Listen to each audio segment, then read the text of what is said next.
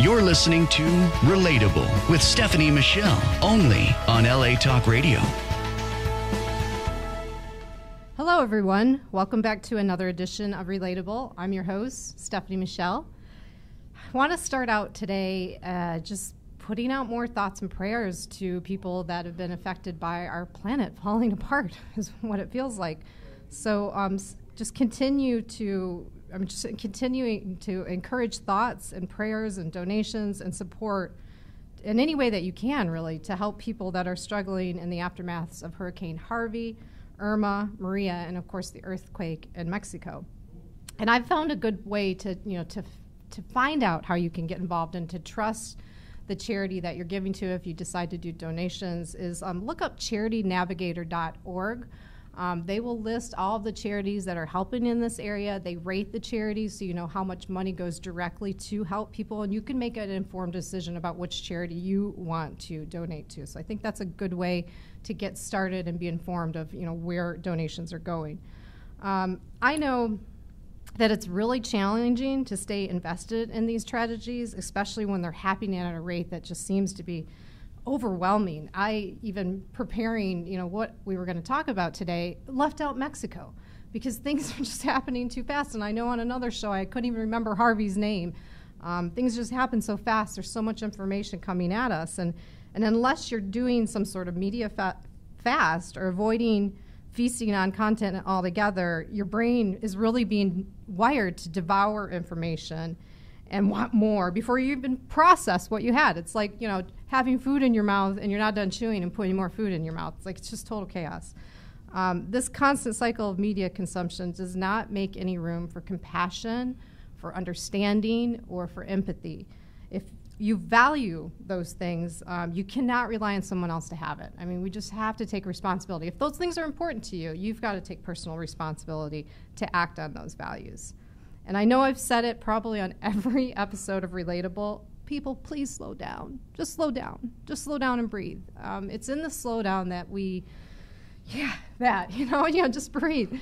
That we find the time to care and love for each other, and we find thoughtful solutions. We can't do this when we're all like this all the time, just consuming stuff. So just slow down and try to address what thoughts come up in that slowdown for your own well-being and, of course, for the world and for the people around you. In my slowdown, this is what I'm thinking about these days. Of course, a lot of brokenness. I feel our planet is kind of broken, and it just tears me up. These are things I can't personally do much about. I can care about my environment and try not to, have a big impact or do as much as I can with recycling and encouraging other people. But I can't fix the rate of hurricanes happening. And I'm also concerned, obviously, about how we're disconnected to each other. I wish our nation wasn't divided. I wish it was easier for people to find communities that they trusted to enrich their lives. Some people will insist that their church or their synagogue is that such community that enriches their life. And based on my own experiences, I will argue that a lot of these places, unfortunately, are morally corrupt and are putting out false guidance. This is just my own experience. I don't think all churches or synagogues or religious communities are bad, of course, but I think some of them are creating the problem. It's why people are not, feeling connected. They're going to these places and they're being misled, and, it's a real problem. But it's a problem because it's turning people off from a relationship with God, and nobody's really accepting that there's a role that these communities are playing in that. It's not cool to look towards God, or somehow there's been religious trauma in someone's background, and they're like, oh, forget God. They're throwing God out. That expression, the baby with the bathwater. He's the baby in the bathwater of religious communities, and that saddens me.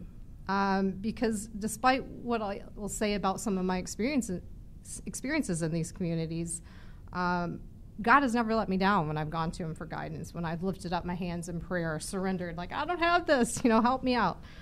Never let me down. And I'm always willing to talk about my faith. I don't do it a lot on the show, but I feel like I want to do it more because it's the one thing that I feel that people need to lean into and have some sort of spiritual connection to get through these times that we're struggling with. So I'm always willing to have these conversations.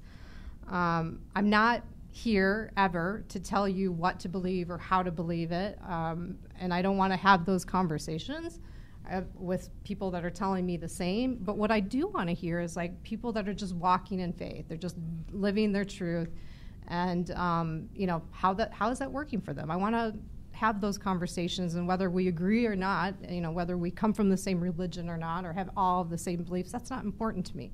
It's important to me to have the conversation, because I believe in the conversation. There is value in that dialogue, and we need to be connecting more and more on these things. So that's my commitment today.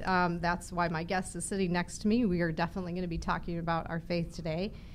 And the reason why, so I've not seen my friend here for like 8 years. I've not seen her at all, but we've been connected on Facebook. This is one of the positive parts of Facebook. Like, I've seen her show up on Facebook, and I've seen her really exploring her own spiritual journey and just watching it unfold. And I'm seeing her traveling all over the world and playing music and exploring her faith. I'm like, I'm curious. Like, I want to know what's going on here. Like, I want to talk to her and catch up. And I'm so fortunate to have caught her in between being all over the world so she could sit down and talk to us today. So without further ado, my guest to my left of me is Antoinette Hall. And I'm going to let her explain what this is. It's not really a nickname. It's really your name. But Rootsdawtah is like how some people know you, right? Mm-hmm. Okay. And she is a world-renowned keyboardist in the reggae industry. In 2009, she started playing with musician Antoinette Banton. Did I say that right? Antoinette Banton. Thank you. Mm-hmm. White girl, have to make sure I get this stuff right, who was using his talents in music to spread the good news that we're all God's children. As their relationship developed, so did her involvement in leadership in their spiritual community. Banton and Antoinette were married in 2014. There's a story there. Antoinette has traveled all over the world sharing her music and faith. She's involved with global outreach ministries, which include the Uranta Movement, Uday Thailand, Parliament of World Religion, OneGod.com, Harvard Divinity School, and most recently, a presentation at the United Nations Chapel in New York. Her present musical work includes Thoughts of Paradise meditation CD, The Words of Christ, and the Joyful and Happy soundtrack, which is featured in a spiritual motivated documentary called The Return to Happiness. Yeah. That's all good. Thank you. That's all good. I'm so happy to see you. I'm so happy to see you too, man. Facebook's not enough. It's enough to like kind of plant the seed that you're like, I want to reconnect with this person, but yeah, it's not enough. I thought about that too. I was telling my husband earlier, I said, Stephanie was my old boss, and one of the reasons why I had left music so many times was because I wanted like a stable income. Yeah. I wanted a 401.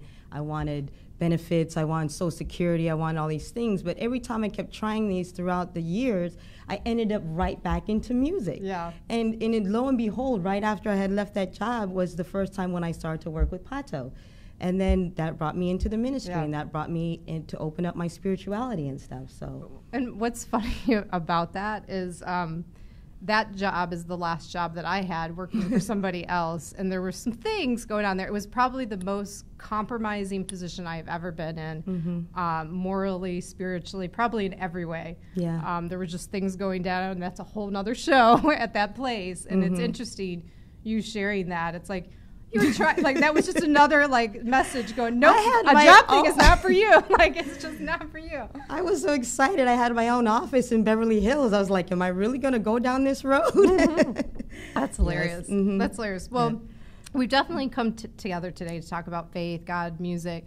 Yes. But before we get into the conversation, I always ask people if there's anything that they just want to share, get off their chest. It's something that's pulling them as a distraction, that they're like, I just feel I need to say this right now before we go Dee? Is there anything I there? watched that on one of your other shows, and I thought that's a very great question to ask people. And I think one of the thoughts on my mind was just like you were talking about, was so much going on within the world, whether with the planet, whether it's environmentally, it's also socially and philosophically, and everything that's happening between the people in general. And I'm watching people just at each other's throats, and and relationships being mashed up and being lost because of different type of ideologies, different political views, different philosophies, different religious views. And I remember these people used to be together at one time. Yeah. So there were very important relationships that have kind of been lost to the wayside.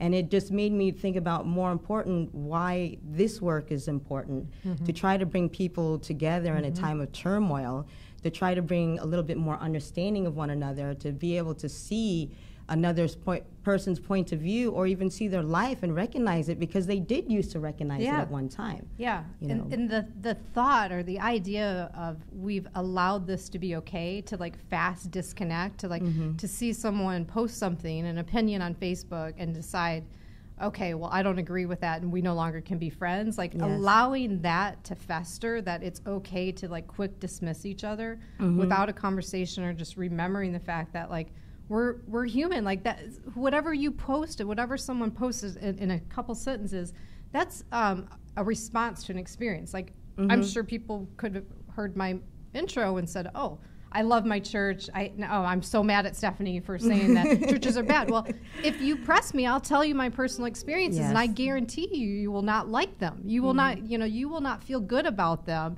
And then we can have a dialogue, and maybe you can have influence over me in terms of saying, "Hey, try this one out. Now I understand what you've experienced." But if you don't even try and you disconnect, you don't have influence over anybody. You don't. And you're not broadening your understanding or horizons, and we're disconnecting at an alarming rate, which is totally bad for our health. So yeah, it's diminishing another person's experience, because we all always have to realize and recognize that people do have certain experiences. And if you don't address someone's negative experience with the church, there's no way that the church is ever going to be able to fix it. And that's one of the reasons why so many people are actually leaving the church. It's like they're not addressing the situation of what attracted them to the first place and what is making them walk away from it. And in their defense, I mean, never have we been in a time where there's so much that you have to respond to. There's so much chaos and so much things that just seem to be out of control, and so they don't know how to address it. And they're in some communities, it's like it's spiritual versus law. So sometimes it feels like, well, we need to address it with like putting out guidance that says this is how you should do it, but that's not really spiritual, that's not biblical, that's not God, that's law. Now you're telling someone how to do something, and one size fits all is a myth. Like what works for someone as guidelines may not work for another person. So I know it gets kind of tricky for people to respond, leaders to respond to, like, what should you do in terms of media consumption, and what do you do when nobody, your immediate friends and family no longer want to sit at a table and have dinner with you and only want to communicate via text, and you're really feeling hurt over that, but how do you get them back in dialogue? Like, these are just new and, dare I say, scary times where like it's a lot to address. It's a lot to address, and once you have addressed one thing, another thing comes up, and so I get it, but I don't think not trying is the solution. Exactly. Or ignoring it. So, all right, well, let's talk about you. Okay. Yeah, a good topic. Awesome. Yeah. So tell me, so I only knew you by Antoinette. So tell me about this Rootsdawtah. What does this mean? Rootsdawtah, it came from a reggae Jamaican song about a girl, she's an uptown girl, but she knows her roots and her culture. And since I've already traveled the world extensively growing up in the military, so I've had a very privileged life of growing up middle class in the military and seeing the world from the outside, from the inside, and from different aspects. But when I started to learn about my own roots and culture was until I was in my 20s, and like seeing what was really happening as far as like Africa was concerned, what the music of Bob Marley and the spirituality, then I was like, wow, there's so much there about Mama Africa, about the Mother Spirit, about all the different things that relate to, African culture the music, the presence, our place in society, all these things that we never learned about in school. So that led me on a path to just even search for myself exactly who I was, you know, instead of what I was always perceived as, what society perceived us to be and everything. So so it was a way for you to kind of connect to to who you were and where you've come from, and to be able to honor that and have conversations about that. And yeah, because I grew up overseas. I was born in Taiwan, and I also lived in Japan, and I lived in Germany. And then in the 80s, when I came back to the States, that was the first time I started hearing the N-word and started to experience like the severe types of racism that was happening, because I was living in Arkansas and in Texas and in Virginia and all these different places where I was like, I don't understand what is happening, and I don't understand because nobody ever treated me like this before. Isn't that interesting? It's interesting how like we come together in a time, and like just recently I watched a documentary about a man named Daryl Davis. Do you know who this man is? He is a musician. He's an African American. He decided about 20 years ago to sit down to go and try to befriend Ku Klux Klan members. And, maybe they wouldn't want to be his friend right away, but he was like determined to make them friends. And over a period of time, he's been collecting robes because he's been instrumental in changing their minds and their mindset and getting them to leave. And what he talks about, he's a little bit older than both of us, but he also grew up internationally. Like he, his first schoolings, he talked about it was almost like the United Nations. There was people from every nation there. And he did not experience racism until he came to the U.S., and he talks about a very distinctive memory about being in the Boy Scouts in a parade, and people were throwing stuff at him and calling him in. So why I bring this up is like, what are your thoughts? Like, why is it? What's wrong with America? Like, why is it that internationally you weren't exposed to this? Like, do you know what the difference is, where you didn't experience there, but you come here and it's like just so blatant? Yeah, it was pretty overt. And the thing is, my father tried to tell me about it when I was young, because that was the whole reason why he went into the military to begin with. In the 60s, as a black man, there was like two or three options. You either went to jail, killed by the police, or you ended up on the streets because of not much, job opportunities or anything else like that. There was really no hope for young blacks during the 60s. That's why a lot of them, even without the draft, end up joining. He went into the military so that way he can further his education. He knew that was going to pay for his college.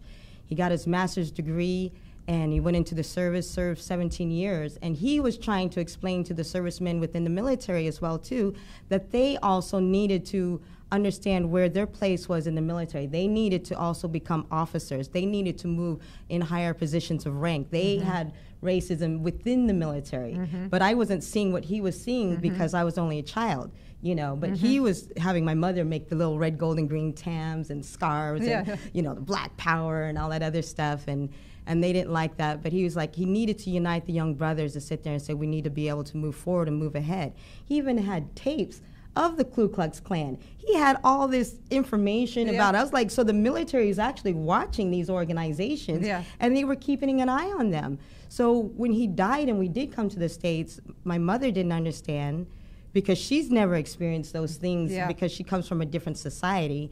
And then we started to see it firsthand. It was like, that's when they started to drop the N-word, and that's when I started to hear all the different things. But where we live, we weren't living in black communities. We were living in white upper class communities, and it was very difficult for us to fit in there. And then, or in lower class, it was a lot of different things. But the people asked me, they said, well, you're the coolest black person, that I know. I'm like, I'm the only black person, So, but maybe you should meet more people like me instead of sitting there saying, I wish they were all, because you don't actually know the other black people and stuff. So expand your horizons a little bit. So all the people who used to think, and I realized that kind of mentality, it's not even all that real. Because when you really sit down and get to know anybody, and I think this is the thing that the guys start to see with the Ku Klux Klan was like, they weren't even really racist. Yeah.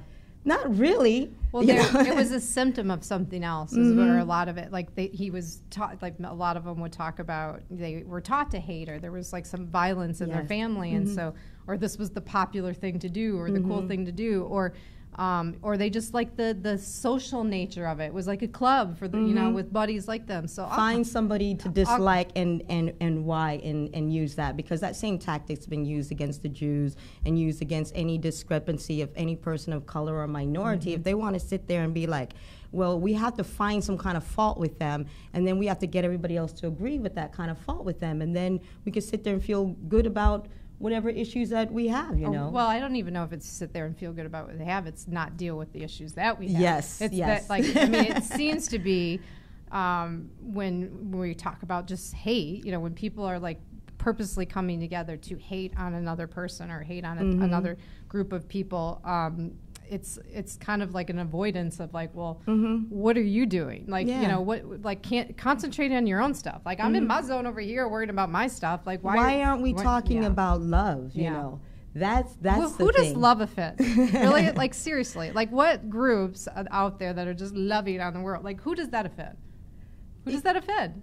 True. I mean, true. So I don't know. So back to, I wonder, I mean, when people argue that, you know, that, you know, why are we still talking about this? Or, you know, why is race still an issue? Well, segregation is a part of the U.S. history and is more prevalent than any other part of the world. Like that, that thread of history, and people, you know, like just like your dad telling you about things, or it was passed on after he passed, like these discoveries of injustices keep us kind of in it on both sides, you know, on both sides, where I think internationally, you know, they haven't had that kind of history where there is an openness and, you know, part of it, I think, you know, back to, you know, why didn't you feel it as a kid growing up in a global society, and then when you were hit with it when you come back to the U.S., is there's also this close proximity of all these countries in the other parts of the world where there is more of acceptance, you know, where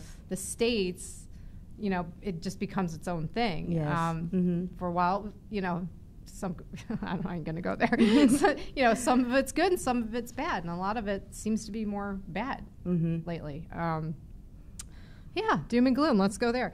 Yeah, well, let's not go there, actually. So let's talk about God. And your personal journey. So, like, what's like the earliest memory that you had of really exploring your faith or learning about God? You know, what was that? Well, my parents actually are the ones, it was their fault. My father was Baptist and my mother was Buddhist. And they felt that's an interesting combination. It's a very interesting combination, but they didn't want to, it was the same thing. It's like they don't want to tell you what you should believe, but we do want you to learn about God and to be able to make your own decisions. So while we were growing up, we explored all the different faiths. We went to the Episcopalian, the Baptist, the Catholic Church, the Buddhist temple. We studied all the different things. They said, I want you to sit there and be able to figure out, you know, what your relationship with God is, but we want you to have a relationship with God is, but it's your choice. And then after exploring all those different ideas and faiths, and then after his passing, I was just like everybody else. It's like, well, God doesn't exist, you know, because, you know, he took my father away and he was a good man and he didn't deserve that. And all these religions are fake because they all disclude somebody, you know, and that was the issue that I had for my own parents, because they made me feel like I was never going to see my mother again. I would never see my father again, because if he didn't belong to one of those particulars, because if you're Baptist, you have to be Baptist, you know, in order to get into heaven. If you're Pentecost, you can't be Baptist because you have to be Pentecost, and all the different ones, and there was all these different things. And then I was like, well, wait a second, I don't believe any of this is really true. You know, there's some things I'll believe is true, but I was like, I don't believe this is true. And I decided that I was going to make my own religion. I was like, so what age is this? I was probably about between 12 and 16 or something like that, you know. And I was like, I'm going to have my own religion, and it's going to be Antoinette's religion, where God loves everybody, and God loves everybody, and he's not sending some people to hell and other people because they did this or they did that. And I also believe that the earth wasn't created in 6,000 years. I also believe that in evolution, and I believed in science, and I definitely believe that we weren't the only ones in the universe, because that was something that I kept hearing growing up in the church and everything. It's like, we're the only ones. The universe revolves around us here on this planet. And I'm like, that makes no sense at all, because when I look out there, I'm like, there's got to be something out there. Yeah. So that was like my whole, you know, Antoinette religion and stuff. And I was pretty satisfied with that until I had met Pato, and I started working with him. And I was working with him as a musician. It's just, you know, as an employee, just play your keyboards, sing the words. I didn't even know what he was singing about. I only sang the chorus. I wasn't really interested. It's like, you know, just get paid and do your job and have fun on the road. So awesome. And then all these people started asking me, they're like, what's this book that Pato keeps talking about that's written by angels? I'm like, what book are you talking about?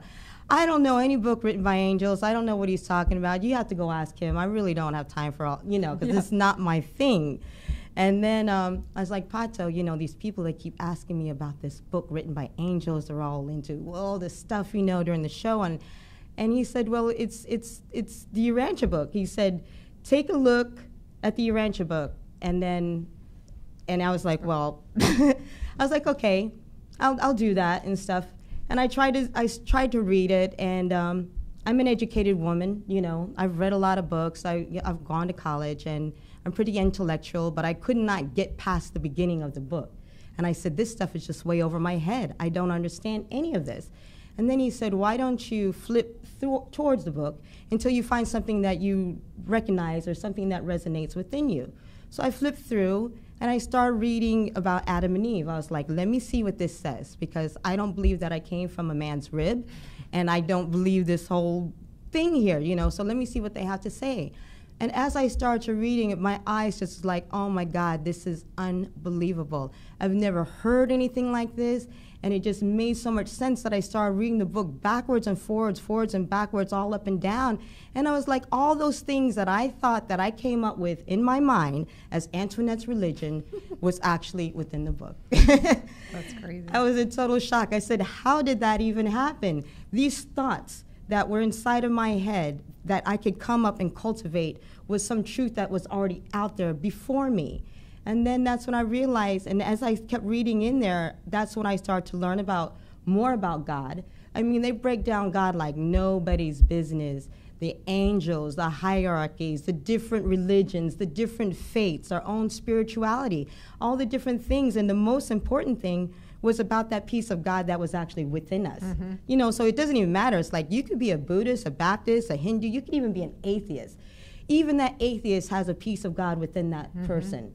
You know, it's in there, you know. And is so once you read this book, are you now, do you have a label that says that this is my religion? Or can you still always, be like, yeah, you know, you can be anything. A Jew or a Christian or I've seen people do that because, you know, we've introduced the Urantia book to a lot of different people, and some people still consider themselves there as a Urantia book reader or a Urantian or a spiritualist or Muslim and still read the Urantia book, or Jewish and still read the Urantia book, different things, because they don't really want to be fit, because a lot of them come to the conclusion that it's a personal experience. Yeah. You know, and one thing it does say in the book is like, no two mortals will ever see or think alike. And that'll never happen. Men and women will never see alike on different things and stuff. But there is a thing called unity, not uniformity. So we do all have the same goals, and we all do have the same wants, but we are going to take that approach in different ways. Some people are faster, some people are slower, and some people just really want to go all the way around the mountain, and they want to observe and learn everything, but that's okay too, you know? So there's no right or wrong answer, because we will get all the answers that we are seeking eventually. You know, this lifetime is not the end of our existence, no matter what you believe, you know? So what I'm hearing is this just help you get clear, like, and really, do you feel like after devouring this book and really taking in the information in this book that's when you really began a relationship with God? Like, where did it, like, what changed after? Well, actually, Pato had changed me because, as you know, the whole thing with reading this stuff, and it's like, okay, you can read all this stuff, become intellectual, and become spiritually intellectual, and things like that. But it was something else. It was service part, because they always talk about service for your brothers and sisters. And I remember one time, when we were on the road, and Pato loves to do a lot of service activities. He's just always about helping his brothers and sisters any way that he can. And someone asked him, they said, Pato, can you come and speak to these youth at this homeless shelter? You know, these are homeless teens, and they could use some inspiration if you just go down there and speak with these kids. So I was like, okay, cool, you know, we're gonna go and do some service, you know, go help out some poor kids, you know, yay, you know, whatever. And then when we get there, and if you see these kids, you know, they're just sitting there like this. And I was like, oh, these kids are a little bit scary, and the looks they just gave us, like, who do you think you are? What are you doing coming up in here? I don't want to listen to nothing you got to say or whatever. And I was like, okay, I'm not going to say anything. I'm just going to keep my mouth shut and just stand over here in the corner and just watch what happens. So as I was watching Pato, I was watching how he was interacting with the kids. And for him to get them to open up in this circle, it was by him expressing his own abuses as a child when he was growing up, you know, with his stepfather and you know, the different abuses that was happening, and him raising his brothers and sisters and different things. And I was in shock and awe. I was like, I didn't even know that about him, but yet he sat there and shared it with these kids. Then next thing you know, these kids started to express what they had been going through. You know, not all kids on the street are drug dealers or drug users or tweakers.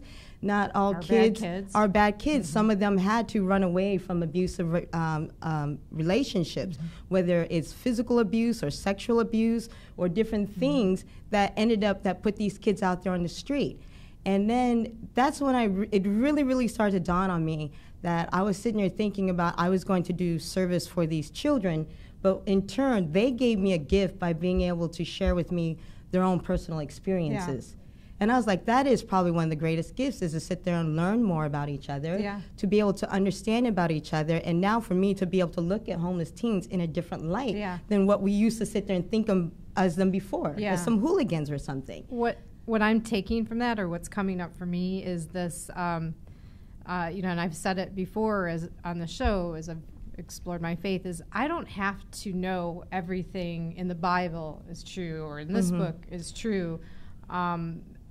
That's what faith is to me. Is is actually the only part of my life that I can surrender and say, you know what, I don't need to know, but I have peace of mind because this is taken care of for me. There's spiritual energy and God around wanting to protect me and protect the things that I care about. I don't have to have it all under control, you know. But in doing that and saying, like, I don't have to have it all, there's something about just leaning into the now. And I think when you lean into the now and go, you know what, I'm just going to show up. You know, your husband in that moment, he showed up and was like, I'm aware of who I am and what I have, and I can speak from my experiences, and I think this is the one that's going to connect with these guys, and I want to make a difference, and I'm just going to be honest about what I have and show up with it and be in the now. And you sitting back and going, you know, watching that, you got the now too, because you got the gift back. And the more we can do that, you know, the more there is spiritualness and grace that comes around us, and the more that we can be in service of each other.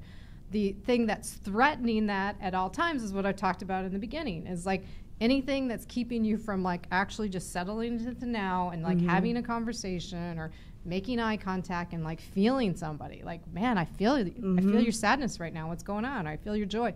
Anything that's preventing that is just destroying our planet and destroying our relationships with each other. And I'm not anti-tech. I've said it a lot on here, but I just think that, you know, the awareness around that and, you know, what are you doing to really make sure that you're doing this is so important. It's true. And it's funny because that you mentioned that, because you are right.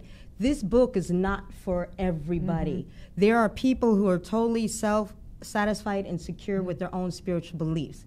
And then the other thing too, it's not a one-time read. You know, for us who really love the book, it's a lifelong study. We will be studying this book and breaking it down for the rest of our lives.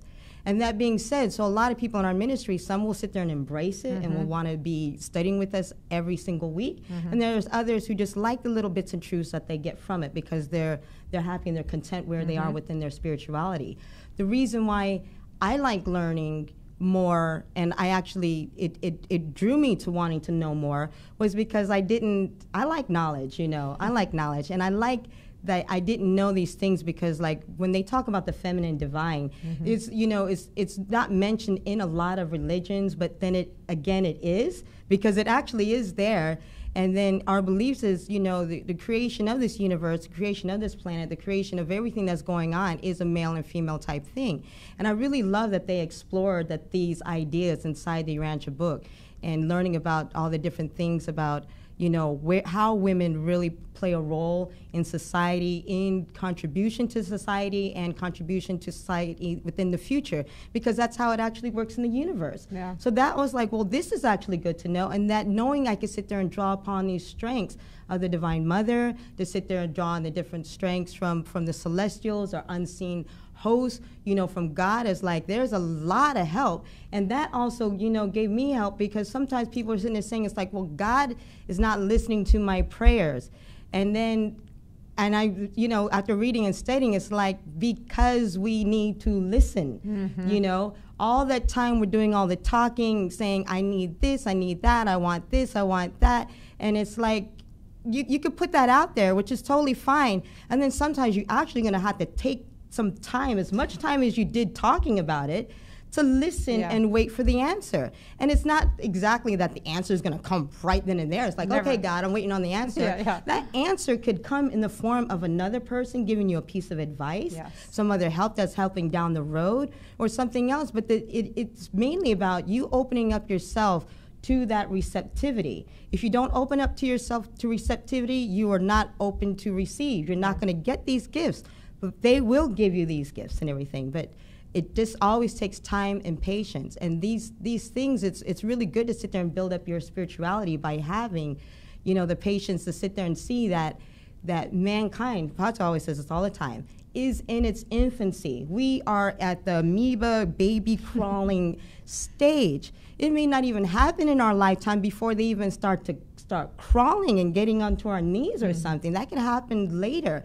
But compared to how far that we've come in the tens and thousands of years before and stuff, so much has already happened, so much has changed. And even though things do seem a little doom and gloomy and everything, you know, things will eventually change. But it does take that light of people within to sit there and drop a little seed here, drop a little seed there, share a little bit of light there, because it does spread, you know, and people will take in what they did get from somebody. You know, when you do get something positive from somebody, you feel good that you want to give something positive to somebody else back. Yeah, that is a definite sign. You know, when you feel, I talk a lot about, well, I say feel good relating, and it's not a negative or positive thing. Not like all conversations are like happy conversations. It's more about meaningful interactions that actually give you a little energy. That energy, like having something where you're like, oh, I have now energy to share, where you're not exhausted or worried or tired, or, you know, that is the thread that connects us. You know, having this like, oh, we shared something, now I can give it out to somebody else and encourage them. And I like some of the things that you're saying and how this opened up. You know, the exploration, it deepened your relationship. I think God, God didn't create religion. That's my belief. If there's a Stephanie religion, it's that God did not create. They say the angels have no religion. God did not create religion. So, you know, if you want to explore just feeling something else than your own world and having like a spiritual energy support you, or having like something come up that was like, that was meant for me, that experience, or something kind of supernatural happened that you can't explain. And I've had those moments. I've had a lot of those moments. I'm like, I have to believe there's a God because of these things. But if you want that, you know, if you're willing to explore that, all it takes is like, hey, I'd like to listen now, you know, like a little prayer, a little opening, and then stay in that belief, and it will happen. It, like you said, it's not going to happen like right away. You can't put God on a timeline and say, hey, yeah, show up right now, or I'm not going to believe in you. It doesn't work that way. But if you open yourself up, it will come. And if you want to deepen that relationship, and I believe deepening a relationship with spirituality, with God, does deepen our connection with each other. But if you want to deepen that does happen through discipline and knowledge. You know, reading something, being in a group of people and having these exploratory kind of conversations and being curious with each other. They're like, well, why do you believe that? Where did that come from? You know? and not to judge or say, well, that's not right, or who knows? I can't say what's right or wrong. I can't judge you. I think that's one thing that's clear in the Bible, that we weren't intended to judge each other. But, you know, lots of people do, you know, continue to tell each other what we are supposed to believe, and I think that's the turnoff. And I think it's the only fix right now is to lean into the if you, like I said, have never explored any kind of exploration of God, is to at least explore, at least be curious about it. So I like that kind of opened that up for you. What you've not shared yet that I kind of want to share is how things have sort of been very divine and intertwined in your life, like how you met your husband 2 times before. Yes. It's like, this guy just keeps showing up. This is crazy because I believe it was 1994, somewhere around there, but we were actually in Virginia, and we used to do a lot of shows down there because that's where I used to live, and even in Charlottesville, which was kind of trippy, you know, that I saw what was happening in Charlottesville, because I was like, we did some killer reggae shows there, you know, we all preached about one love and everything. So in Richmond, Virginia, and I think they're holding the next March rally over there in Richmond. I'm like, But Pato was on the show. He was working with a band called the Reggae Revolution, and I was in the opening band working with Ross Mel, who was now working with the Wailers, and Tough Line was in the band, and he's now doing a lot of great works as well too. And I saw this band. I said, oh my God, this is the sickest reggae band I've ever seen on the planet. They're so tight. Their moves, everything is so spectacular and amazing. And I'm not like a groupie type. I don't think anybody's better than anybody else. I don't believe that, celebrities or whatever and stuff. So I was like, I really want to talk to this guy because his show is fascinating, and I loved everything about the show. So after the show, I was sitting in his RV, because that's what the band was traveling in. In the back of his RV was an entire library. And it's like, who has a library in this moving view? I mean, just filled with books everywhere. And we sat there for hours talking about science, religion, politics, philosophy, all these different things. I was just mind blown. And then years later, because by that point I'd already left Virginia, went to New York, established myself as a musician in New York City. And I saw Pato again in Hawaii years and years later, and there he was. And we're on the same show. I was like, I don't believe I'm running into him again. Yeah. You know, so we're talking again about all these different things. I was like, do you remember me? And I was surprised because he always remembers all the people he talks to, because it's like he meets a million people. I was like, he remembers me. He remembers the conversation we had, and he's like, oh yeah, and we started talking. Maybe it's some kind of psychic weird trick and he doesn't remember. I'm not sure. But, you know, he remembered me. And I was like, wow, this is so amazing. And we talked again. And then years and years later, you know, I ended up leaving New York after 9/11, and I was tired of the martial law and everything else that was going on. And I was like, let me come out to California where everything is just bliss, you know. It's like sun is shining, people don't care about nothing. It's like you can just do whatever you want to do. And I was like, I need to be in that kind of mind frame because everything else is stressing me out. I come to California, and then I hear he's doing a show. You know, so this is like, you know, a long time later. And he's at the House of Blues, and I was like, yo, Levi, let me your backstage pass. I gotta go and talk to this guy, because it's uncoincidental that I meet this guy in Virginia, and then years later in Hawaii, and now I'm in Los Angeles, and he's here again. And I'm sitting there backstage. I talk to everybody backstage, all Tom, Dick, and Harry, grandma, aunts, uncles, you know, because it's just filled with people.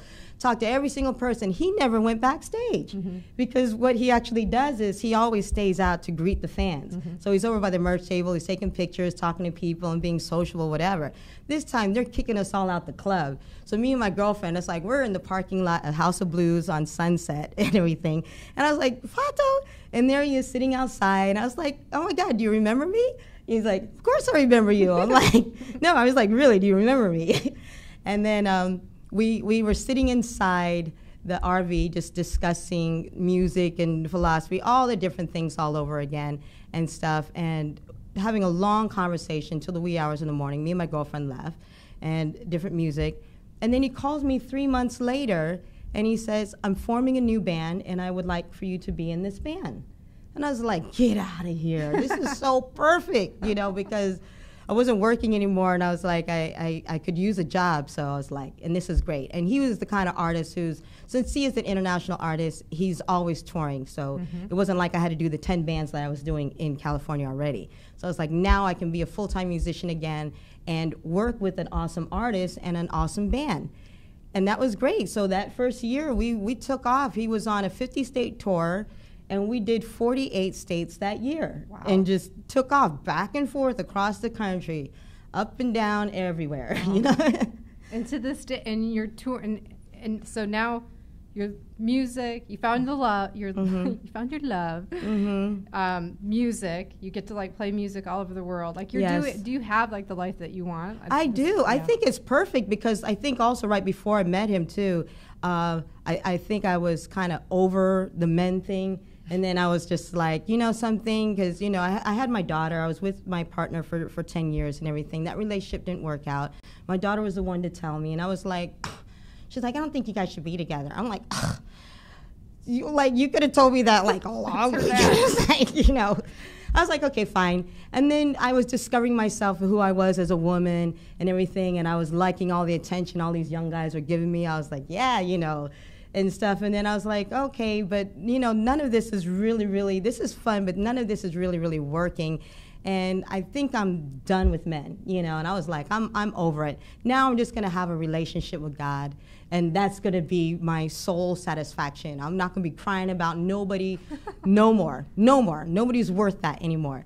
And then that's when me and him became serious and stuff. And then he's always said, I'm going to show you how I'm going to treat you like my queen. And I was like, get out of here. You talk so much smack. I was like, I didn't even believe him. But he's always sitting there saying, he's like, how can I make, you know, what can I do for you? And how can I make your life easier and better? And how can we work together as a partner? So he's one hell of a feminist, you know, and he's very supportive. And I was like, just when I thought, you know, all men were dogs and losers and this and that and everything, I was like, wow, there are some really good characters out there. He's spiritual, he's mature, he's disciplined, he's kind, he's all the things that I've always wanted and was looking for and stuff. So it really was, I said, so that match, even though at the time when I started working for him, I wasn't looking at him like that. You know, I was like, he's my boss and I'm just an employee. You know, I just play my keyboards, get paid, and move on and stuff. So I wasn't, you know, looking for, you know, to hook up with the boss or anything else like that. Hook up with the boss. Yeah, because, you know, in the music business, if you're a female, that's the one thing, you know. And I always used to get accused all the time, you know, it's like, she must be boinking somebody in the band. I'm like, not me. That's not my style. You know, I get here on merit because, you know, I learn the music, I'm disciplined, I'm a good musician, and that's why I get the title of musical director, and that's why I get to work as a keyboardist, and different people will call me, despite that it's going to cost some extra, you know, to have to give me my own room, you know, to sit there and make sure you know, that I get what I need, you know, to work with these artists and stuff. I had to sit there and work very hard in a male-dominated society, you know. Yeah, it's tough. So, yeah, I wanted you to tell that part of the story because it's interesting how you've kind of known what you've wanted for a long time, and even when I met you and you're like, oh, I'm discovering this work thing, and I knew it wasn't your thing. I knew you were a musician. By the way, I knew. Because I was telling you, I was like, she hired me and I didn't have, I was like, but she believed in me. She believed in me, and that's what I really loved is like you gave me that opportunity and that chance and it makes me try to inspire other people that if you feel that you can do it, you can learn to do any type of job, any type of field. And I dove into that, and I was like, this is my thing. You can't you can't train someone to have integrity, and I knew you had integrity. It's like, I'm going to do this. Like, if I commit, I'm going to do it, you know? So that's why. But I knew it wasn't your thing, totally. And I like seeing that you're doing your thing, and it like came to you, and it's beautiful. I mean, it's like it's a story about God. It's a story about your journey. It's a story about discovering more and deepening that, and finding love and doing what you love. And I know you love to travel, and being able to combine your faith and music, and to be to go over all over the world and have these conversations. Like, wow, like, you know, what more is there? So we're getting close to running out of time here. Is there anything else that you'd want someone to know, or like if you wanted to encourage someone to just step out in faith, that really just is like, nope, I'm not interested. I don't care about this God thing. Like, what would you say to them? I'd say that's totally fine. You know, because like I said, this existence is just a temporal existence, and people who aren't ready for that are not ready for it. Yeah. You know, but if you are seeking, and that's the thing, if you come and ask me, and if you are seeking, you actually want to know a little bit more information, if you are looking for a new revelation, if you have grown out of whatever religious text or book that you're actually studying and you want to know something more, then come and ask me and I'll be glad to share it with you. But if you're not ready and you don't want to hear about it, that's totally fine too. It's like, just be the best person that you actually can be, because the rest is going to work itself out. And when we do die, because I do believe that we are going someplace at the end, we can continue on with this conversation. And then you'll see where we're going and what we're doing and all the other things. But if you're not ready for that now, then just try to sit there and be a better human being and try to make this world a better place, you know. So I'm not trying to force anything on anybody and stuff. But just be, I mean, and I think the important thing that's coming out of this conversation is just be available for people and show that, you know, you're ready to listen and share things and support somebody on their own individual journey and walk with God, or, you know, or discovery of faith. You know, I think as I was reading about this, I've read the negative things and, you know, and how it's like against the body. You know, everybody's going to find whatever you lean into will create the space for that. You know, if you lean into something where you want to experience hate or you want it to divide you, guess what? It will. I personally believe, like, discovery and being curious is not a commitment. It's like empathy is not an endorsement. You know, the more that we can deepen our knowledge about things that are outside of us, you know, you'll find your own way, and God will find his own way to guide you where he wants you to be. So it's like, I don't think there's harm in that. I mean, of exploring these things. So, Awesome. But you're right. You have to be someone has to be willing and to tell them how and when they should have this openness, I think, is what's turning people off. True. So true. So let's leave it at that. I'm gonna for sure share all of these resources where you can get her music, where you can find the book if you want to read more information about that. I think she even leads some groups, even on Facebook. If you have some questions and you know, want to explore more, that we'll share all of that after the show. We're going to skip the off-topic question and move right into Heartswell. This is a thing that we do on Relatable, which is, you know, basically I want people to see that it's not scary to share deep-hearted, you know, meaningful tributes and acknowledgments to other human beings. So I ask each guest to, like, think of somebody that they just really want to give a shout-out or give some acknowledgement of, like, man, you've meant something to me. This is why you're meaningful to me, and I just want you to know. And do you have someone in mind when I say this? Oh, yeah. Actually, a couple women, you know, my friend Candy Dredd, she's in our ministry and stuff, but she had an operation not too long ago, so she's going to be there recovering and stuff. And I just want to send her some love, because I know a lot of times she doesn't really like to express herself of what she's actually going through, but she does go through a lot. And I always try to tell her, it's okay to share with us, because your sisters are here for you, and we love you, and we're always there to support you and stuff, you know. And then one of my other girlfriends, Judy, because she's, you know, without her, she's kind of like my right-hand arm down there in Lake Elsinore. And this is a woman who's just, like, selfless, always of service. And I wish that somebody would serve her, you know. I think she deserves someone to be there as much as she's there for everybody else and stuff. So maybe part of the Heartswell is, like, people that know Judy, right, that are listening, show up and serve Judy. I like that. Like, you know, let's give Judy some love. Cool. Yes. All right. Well, this great conversation. I feel like we could talk about this and dive into it more. And there's so much that I can share about what you're doing and, like, different groups and events that are coming up. So we'll share a link to your website, and anything else that you want people to know about, I'll put that in the archive so people can come and experience your music and just, like, the exploration of leading a life of service and being of faith and exploration of God. I think it's all there. right? Yes, it sure is. All there. Awesome.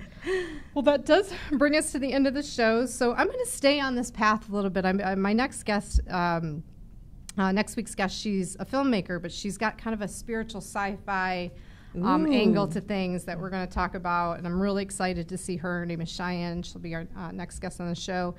And tomorrow is Public Shared Experience Day. So you guys have heard me talk about this. This is at the Relational Center.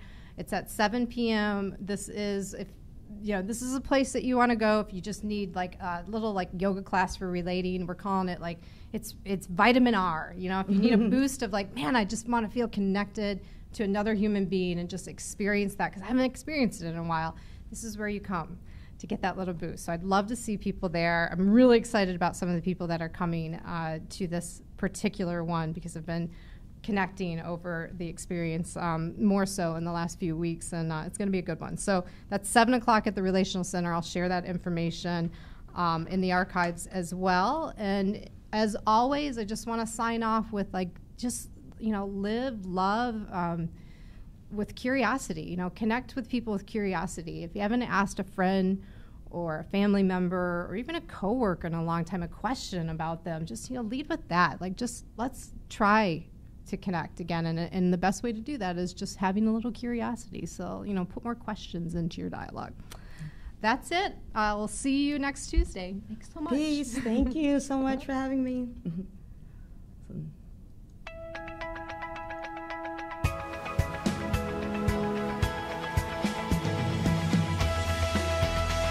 You're listening to Relatable with Stephanie Michelle, only on LA Talk Radio.